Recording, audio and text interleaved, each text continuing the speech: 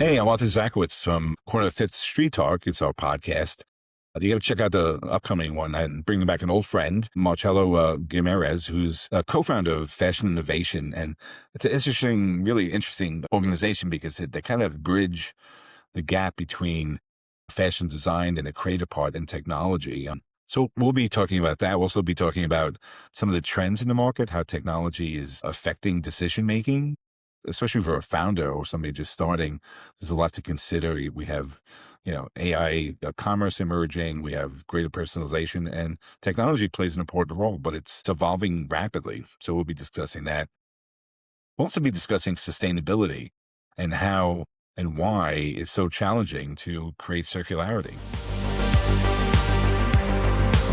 Today, we welcome Marcelo Guimarães, who is the co-founder of Fashinnovation. Good seeing you again. Haven't seen you in a while, so.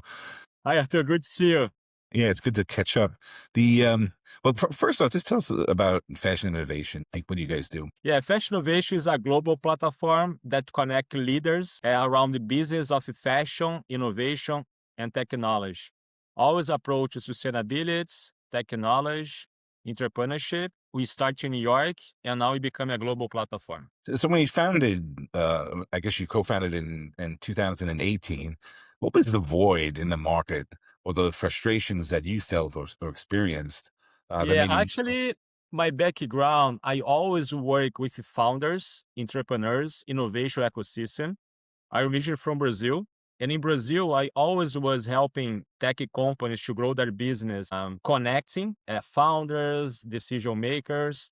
And then when I moved from Brazil to New York, I was attending a lot of networking events and business tech events. And I saw that all of the events was per vertical, fintech events, health tech events, media tech events. And that time, I didn't see fashion tech events. And then I decided to create Fashinnovation to bring this innovation scene for the fashion industry. So fashion innovation, it's often described as the bridge between the creative world of designers and founders and technology. So in your view, what is the biggest misconception fashion designers have about tech? And conversely, what do tech founders often fail to understand about the sort of soul? Yeah, I feel because of fashion, right, they are creativity based, and tech normally are more rational and business based. We have the disconnection. Even fashion between fashion, they are disconnects. Sometimes tech between tech, they are disconnects. This already happened. And when bring this together, fashion and technology, they are 100% sometimes disconnect. And I feel the main challenge is how can we adapt the language, right, of the tech for fashion and vice versa. So, but it's more than just kind of a right brain, left brain kind of Maybe. approach. I always look at when I say fashion, everybody they have a certain, perception in their mind. But for me, like it's this one coin. So it's the fashion coin. On one side is the creative, and the other side is the business or technology.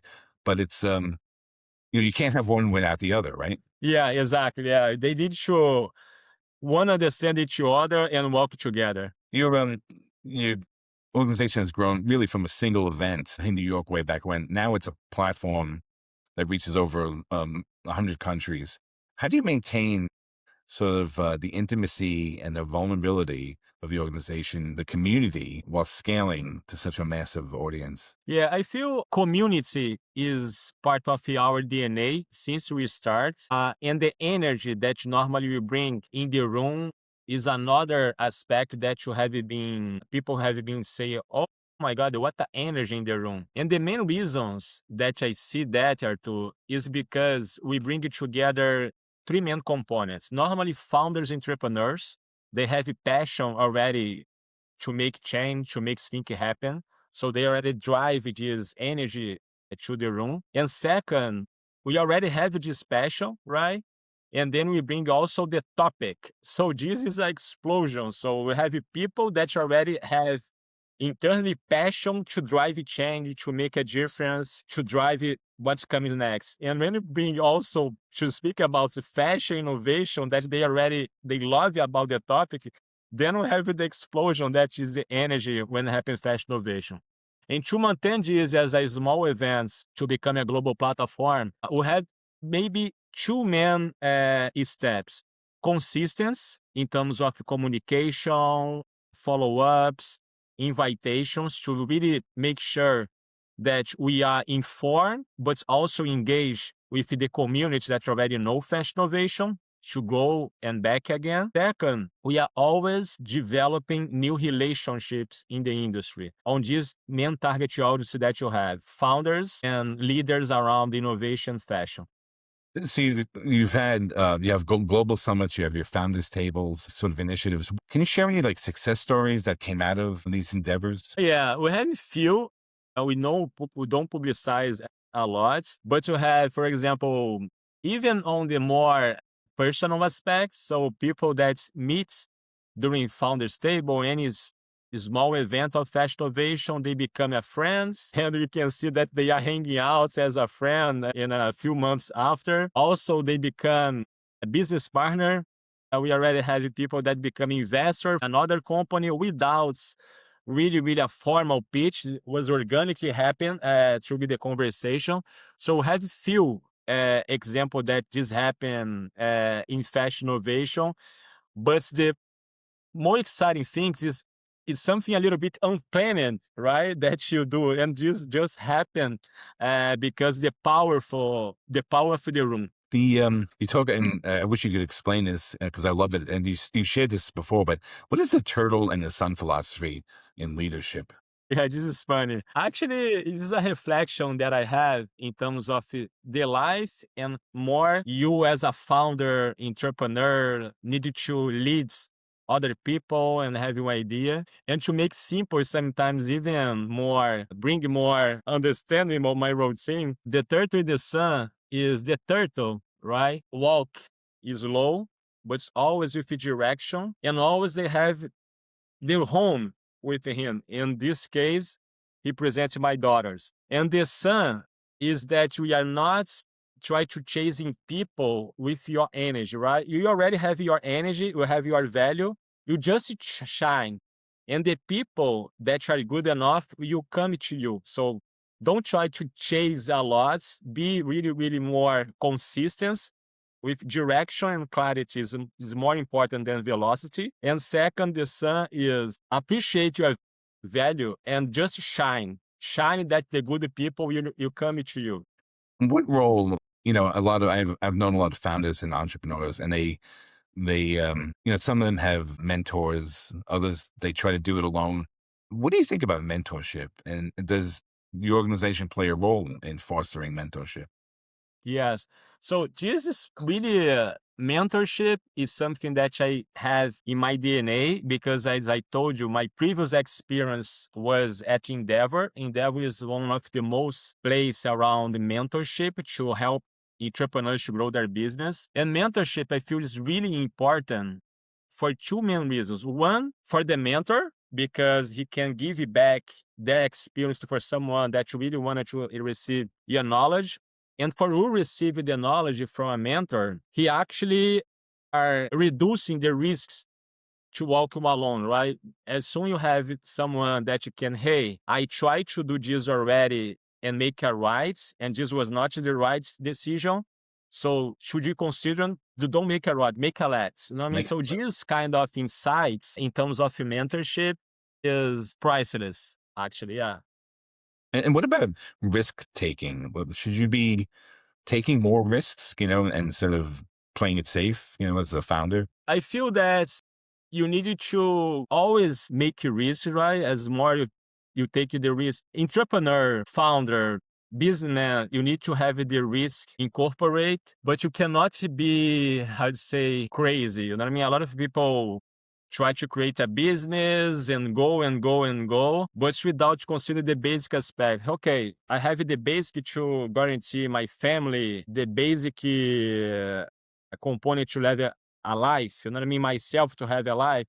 And then after you guarantee this kind of basic structure, then you can make more risks, in my opinion. Because sometimes people go broke and not necessarily become a founder entrepreneur broke, and also the family is broken. I mean, so it's so complicated. You need to know how to navigate if you are alone, right? To guarantee the basic with your family, and if you are in a society with a wife or whatever, if you both cannot put 100% of the effort and the risk. Someone needs to guarantee and Right. secure the basic aspect, because it's a journey, and you feel that is one day, is 1 year, and sometimes 1 year is 5 years. And if you don't have this established emotional and financial control, the basic, maybe this could be a problem to realize your vision. Not because the vision doesn't work, but because the process and the step by step is so hard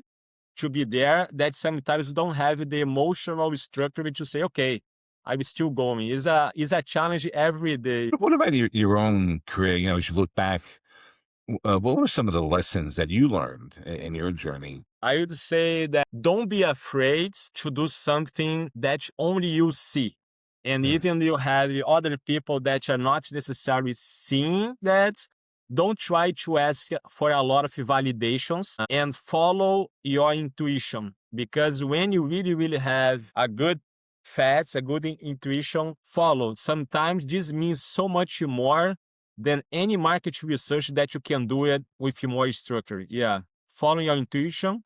And second, do it. Do it without asking a lot of social validation, because sometimes you ask people opinions, but they don't have idea what they are doing with their life. You know what I mean? So if you right. don't have idea about their life and they are not your reference, why you need to care about their opinion and something that you already have a little bit the vision that you wanted to build? I think these two are my main lessons that I learned, at least from this small entrepreneurial journey. Yeah. What is the, you know, when we talk about sustainability, you know, your organization does a lot of work in kind of moving this conversation. What's holding back creating a very circular business model? When you think of the challenges? Arthur, Oscar Metsavar, that's founder of Osman, he has a concept that was even a film that is ASAP, as sustainable as possible, as soon as possible, right? And I feel this means a lot in terms of sustainable development goals. Not necessarily be sustainable is my wish, my dream, right? Is considering all the economics, the people, my ecosystem that I am, how can I be more sustainable as I can? You know what I mean? Because sometimes I see, even in the market, in the industry, a lot of the people say, "Oh no, this is 100% sustainable," but you don't have cash tomorrow to even live, to grow your business. You know what I mean? So I feel the sustainability, you need to act sustainable, but as soon you can. You know what I mean? You cannot broke it to become sustainable. You need to first priorities first. First be real, be live, and then you become a more sustainable business. But first you need to have a business. And I feel sometimes people try to change this logic, and for me, this don't make sense. So sustainable practices should be embedded in the day to day as well, right? Exactly. Yes. So you, when we talk about technology, it's the same thing. I think even 10 years ago, you know, they would say, "Oh, technology is non-endemic to fashion." Today, without technology, you can't run a business, right? So it has to be embedded, in everything you do, and you have to consider that. What do you see, and what do you think about AI now, and how that's kind of making sweeping changes in fashion? Yeah, it's something interesting. AI, right? And even any technology, even I'm the founder of Fashinnovation, sometimes I play with the people and I say, hey, I'm totally against innovation in fashion. I don't feel that people are really acting for it. And the reason why I tell this is because the step by step. To really start to become more to use AI or any technology, you need to do the basic well. I mean, sometimes people even don't have the control of cash flow, accountability. product, message, communication, you don't need to create a AI or tech tool, because even the basic concept, we are not dominating, we don't have control, right? So you don't need to think about AI. So this is something that I may always try to use. So keep it simple. Less is more. So don't try to complicate the life, because the life is already with a lot of variables that you need to manage. As you have it is small, but you can have more control. You can dominate these small tools. Sometimes the result is so much better that you try to figure out a different tools and technology that you really don't have control. So I think this is one concept. So focus on the core, dominate the core, and go step by step. Simple, less is more, keep it simple. But AI, I can see this a little bit different than other technology, because AI, we are incorporating the AI in my personal lives as well, right? To ask something and to facilitate all the process that you already have in your mind. And I feel it's not only changing fashion, it's changing the society as a humanity. Yeah. So AI, there's Web 3.0, which is kind of transforming. There's agentic, AI commerce. We're in an age where there's hyper personalization is, It's just so cool, right? yeah, it's amazing. And they Actually, I'm now trying to create a lot of agents. By the way, I don't want to reply this. I don't want to do this kind of research. Oh my God, I try to create all this machine because it's so interesting. there's yeah. So how do you see that? What, like, if I'm a founder now, like, how does this evolve, and how do I consider all these Yeah. massive changes? I feel again, technology and AI, they don't substitute the people intelligence, right? We always need to have someone to analyze, make the right decision, follow the intuition, but they can really, really provide you more information on a structured way to facilitate you make these decisions. I think we cannot substitute 100% the agent commercing for someone, the people that are working on it. But if we are really, we can combine these two, then we have the final results going pretty well. So we need to have the people to analyze what kind of agencies, AI I'm using for my end goal. And in the end, also we need to have these people to make the decision in terms, okay, do or don't. Not delegate your life for AI tools. This is what I feel. All right. Last question is, on a personal level, what does fashion, retail, technology mean to you on a very personal level? My personal level means connect the dots. I really feel that everything in our life already exists, right? And to really do something new, it's not about to create something from the scratch. It's really connect the dots. What makes sense on a specific field in fashion and tech or retail, and we try to see the challenge of each one and connect.